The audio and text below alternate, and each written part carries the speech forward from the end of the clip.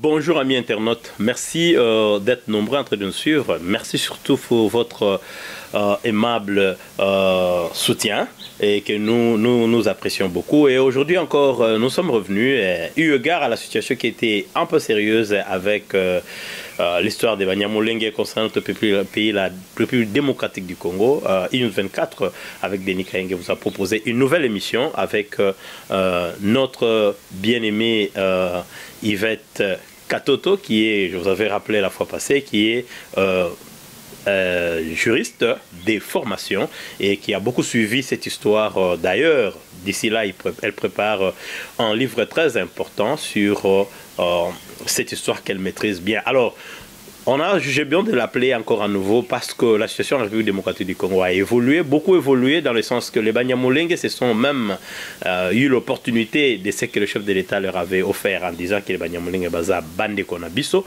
Ils se sont réunis à Kinshasa, la capitale, et ils ont demandé à ce que les Congolais les acceptent et ils veulent vivre dans un Congo uni, calme, tranquille, dans leur pays comme ils ont mentionné. Et c'est pourquoi nous avons jugé bon de rappeler Madame Yvette ici pour que nous dise un peu par rapport à cette évolution, parce que c'est comme si le chef d'État a fait évoluer la situation dans le sens de les accepter comme des Congolais sans autre forme de cadre juridique, ou je ne sais pas, et c'est aligné sur quelle base.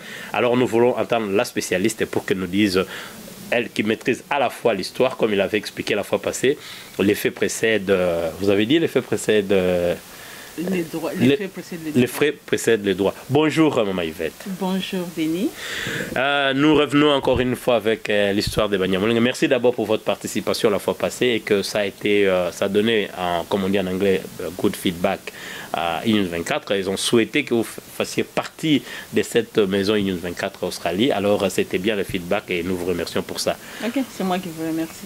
De prime abord, nous vous posons la question, la première, qui est, bon, la situation des Banyamulenge, comme vous le savez, a évolué avec le colloque des Congolais. Je pense que vous avez suivi ça. Les Congolais qui se sont, les rwandophiles, en fait, qu'il faut les appeler ainsi, ou les Banyamulenge ou les Banyarwanda, parce qu'il y a plein de trucs là-dedans, qui se sont réunis. Ils ont dit qu'ils veulent vivre dans un Congo tranquille, libre, leur pays qui est le Congo, leur pays, le pays de leurs ancêtres aussi, comme toi, comme moi. Alors ils veulent vivre tranquille. Comment vous avez senti ça quand vous avez entendu? Oui, comme je l'ai dit toujours, ces gens ne cessent pas de nous surprendre et de nous étonner. C'est avec beaucoup d'étonnement que j'ai suivi leur démarche.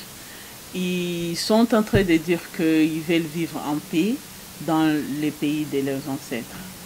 C'est vraiment, je ne sais même pas comment je peux digérer cette phrase-là parce que c'est vraiment trop grave. Du fait on les appelle Congolais, le président Félix Tshisekedi les a appelés Congolais. Et comme on a encore dit que c'est par la loi qu'ils sont devenus Congolais. Et quand on devient Congolais par la loi, c'est-à-dire on n'est pas original. Ce n'est pas une nationalité d'origine. Et quand on n'a pas une nationalité d'origine, c'est-à-dire qu'on n'a pas du sol, on n'a pas de territoire. Et ça, ils ont un dommage qu'ils sont en train de faire, qui est peut-être, il veut toujours amener la confusion dans notre raisonnement, mais de toutes les façons, nous n'allons pas nous taire, nous n'allons pas nous fatiguer, nous allons aussi avancer, pas les suivre, mais on va le précéder. Chaque fois, on les précédera toujours. Et je pense que pour le moment, ils sont arrivés au bout de leur mensonge. Ces gens-là que moi, je continue toujours à appeler les Banyarwanda. Et comme Félix les a dit que Baza Bande Konabiso ba Congolais, c'est pour dire que tous les Rwandais sont des Congolais. Et c'est pour cela que j'appelle aussi aux Congolais de se préparer. Maintenant, où est-ce que nous serons? Est-ce que nous serons des Rwandais ou bien nous serons des Congolais? Mais non, mais vous ne pensez pas que maintenant ils ont évolué pour moi dans le sens du bien? C'est-à-dire ils ont dit, nous voulons vivre dans un pays tranquille tout en étant Congolais. Ils n'ont pas évolué parce qu'il y a des années qu'ils cherchent toujours la paix, ils revendiquent la paix. Et depuis des efforts qu'on est en train de les donner, on est en train de les donner beaucoup de solutions. Ils ne sont pas satisfaits.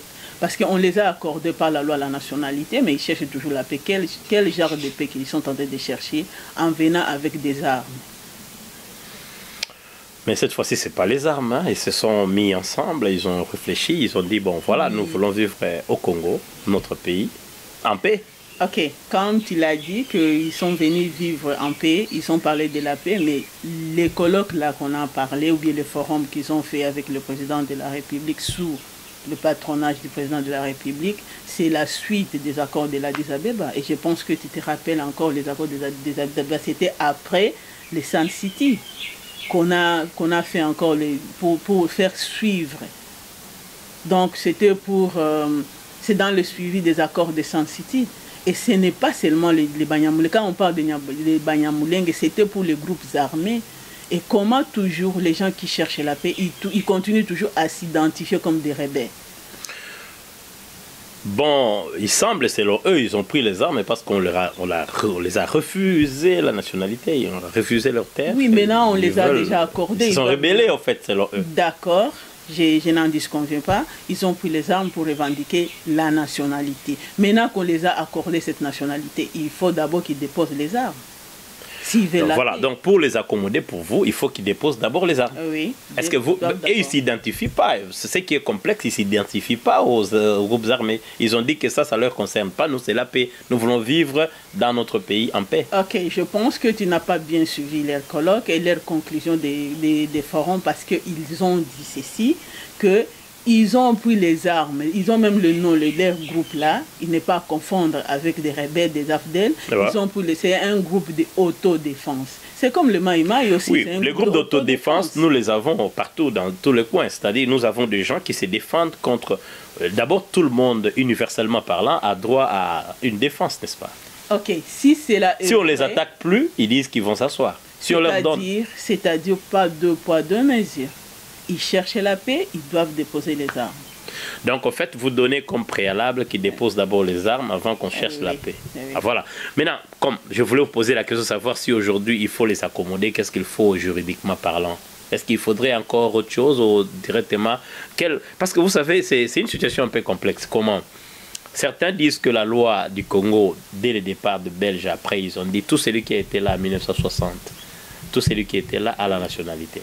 Après, ça a évolué avec 72 nationalités massives, avec le conseil des Bisengimana Rwema. Nous passons, nous entrons au Sun City, il y a trop d'accords. Hein? Sun City, je ne sais pas, il y a beaucoup de fins trucs qui sont là à côté. Mais finalement, on se retrouve dans une situation où il faut qu'on les accommode juridiquement. C'est quel texte selon vous, il y a Addis Abeba comme vous avez évoqué aussi, quel texte selon vous qu'on va s'asseoir dessus? Non, de toutes les façons, il faut être réaliste. C'est pour dire que sur le plan juridique, on a déjà échoué à résoudre les problèmes parce que on a fait sortir beaucoup de lois, beaucoup de réglementations, beaucoup de résolutions, mais on n'arrive pas à résoudre les problèmes. C'est pour dire que sur ces points-là, le droit a échoué. Et souvent, quand vous voyez que le droit a échoué, c'est-à-dire qu'on n'a pas bien diagnostiqué les faits. On n'a pas bien diagnostiqué les faits. Parce qu'on est en train de le poursuivre. Donc, on est en train de tomber dans leur piège en nous disant qu'ils sont en train de revendiquer la nationalité. On les accorde, ils continuent toujours à revendiquer. Qu'est-ce qu'ils sont en train de revendiquer? Je pense qu'on doit demander à ces groupes-là de Rwandais de reformuler encore leurs demandes. Qu'est-ce qu'ils cherchent en vrai dur, pour qu'on puisse les chercher, de donner des solutions. Moi, c'est ça mon point de vue, parce qu'on est en train de tomber dans leur piège et on ne trouve pas de solution. Mais vous ne pensez pas que, quelque part, il y a, dans tout ce que vous dites, je réalise que quelque part, quand même, vous acceptez qu'ils regagnent leur pays, qui est le Congo. Maintenant, quelle fourchette vous donnez? C'est quel Banyamulenge que vous acceptez, que vous appelez Banyarwanda? Lesquels vous acceptez? C'est ça le problème que je te dis, quand on les appelle les Banyamulenge, on est en train de tomber dans leur piège parce qu'on ne sait pas la différence entre les Banyamulenge et les Banyarwanda. C'est à eux maintenant de nous prouver, de nous donner les évidences, de nous prouver et de nous donner la différence entre eux et le Rwandais. Parce que quant à nous, il y a une grande confusion. Si réellement ils se démarquent de Rwandais, c'est à eux de nous le montrer parce que c'est à eux de prouver leur innocence. Mais non, mais s'il faut que leur demander, bon, à un moment ils vont vous dire ce qu'ils sont et vous allez dire non, les Congolais nous allons dire non, et puis finalement ça sera juste un cercle vicieux. C'est pour cela que Toi, tu viens de me dire que non, on a évolué, que l'État congolais a évolué. Moi, je peux dire qu'on n'a pas évolué. Bon, évoluer, c'est-à-dire à la capitale, le Congo, on a quand même accepté certaines personnes. On a accepté certaines personnes de se réunir et parler sur un sujet crucial du pays. Certaines personnes qu'on ne connaît pas, les Banyamulenge. D'ailleurs, ça n'existait pas. Et je vais te prouver, par exemple, ici, à leur revendication de Amani Goma, les colloques, là, la conférence là, de Goma, il y avait Amani Léo 1, Amani Léo 2, c'était en 2008, qui sont en train de revendiquer encore la même chose, les mêmes choses qu'ils sont en train de revendiquer. Et ils ont donné même l'historique de leur territoire, la création des territoires des Minembwe. C'est-à-dire que le territoire des Minembwe n'existait pas avant 1999. C'est eux-mêmes qui ont créé ça, avec les Azarias, avec les RC. Donc c'est quelque chose qui n'existait pas? Non, ça n'existait pas. Eux-mêmes, ils ont donné même dans leur préambule. Que ça n'existait pas, mais nous avons créé. Ils ont créé. Maintenant, si c'est une forêt, pourquoi ne pas laisser eux créer ça? Une chose qui n'est... Les territoires, qu'est-ce qu'on dit des territoires? Les territoires, c'est le sol. Alors, vous pensez que si nous leur donnons, par exemple, nous disons ça c'est votre terre. On crée les territoires, c'est-à-dire si ça n'existait pas, les Minembwe là n'existaient pas comme territoire, c'est-à-dire que ça n'existait pas. Mais non, vous avez accepté que M. Joseph Kabila puisse quand même saucissonner les Congos. Alors en saucissonnant les Congos avec plusieurs provinces, ils ont créé aussi quand même des territoires en même temps. Il faut faire la différence quand on dit on fait les découpages. C'est autre chose, c'est la même chose qu'on avait fait avec les Kivu. Oui. Je pense que tu sais qu'on n'a pas créé Maniema. C'était toujours là. Les Maniema étaient là, les Kindu étaient toujours là-bas. Les Sud Kivu étaient toujours là, Bukavu était toujours là-bas, Gombe était toujours là-bas. Donc vous dites que c'est-à-dire on n'a pas créé, mais on a jamais existé. Ça n'a jamais existé. Bon, qu'est-ce que vous pensez? Ces gens-là vont être où s'ils veulent avoir une terre? Et s'ils sont en train de revendiquer tout cela, parce que tout ce qu'ils sont en train de dire, ce n'est que des mensonges. Pas de vrais soubassements. Et on doit avoir le vrai, c'est avec la vérité. C'est avec la vérité. Bon. Ils doivent changer leur discours. Et s'ils viennent comme nous, les Congolais de l'étranger, on a fait nos demandes. Et qu'ils viennent, qu'on puisse aussi les recenser. Vous voulez le ramener dans l'étape où ils doivent nous dire toute son histoire, sa famille, son père, sa mère, qui sont encore en vie, qui ne sont pas encore en vie. Comme ça qu'on puisse les identifier. Donc vous dites que la première chose à faire, c'est identifier. Et c'est là où je demande à Félix, s'il veut évoluer avec eux, il doit d'abord identifier les soins d'Isala. Donc la première démarche, s'il faut aller en conclusion, la première démarche, c'est identification. Oui. Après l'identification Après l'identification, on saura, parce que si on les identifie et on doit maintenant savoir leurs droits. Parce qu'ils ne sont pas Congolais d'origine, on doit les limiter. Comme nous, les Congolais de l'étranger, nous sommes limités dans nos pays. Australie, mais c'est là où ça pose problème, parce que nous sommes de l'étranger et ils ne sont pas de l'étranger parce qu'ils disent qu'ils sont de l'étranger parce qu'ils ils ont vécu longtemps là-bas. Ils ont même toi aussi tu as vécu longtemps ici en étranger, ça ne te fait pas être australien de l'origine. Donc c'est ça. Pas. Tu ne seras jamais comme les autres. Donc on les identifie et puis on leur demande de faire une demande encore. Oui, on doit les identifier.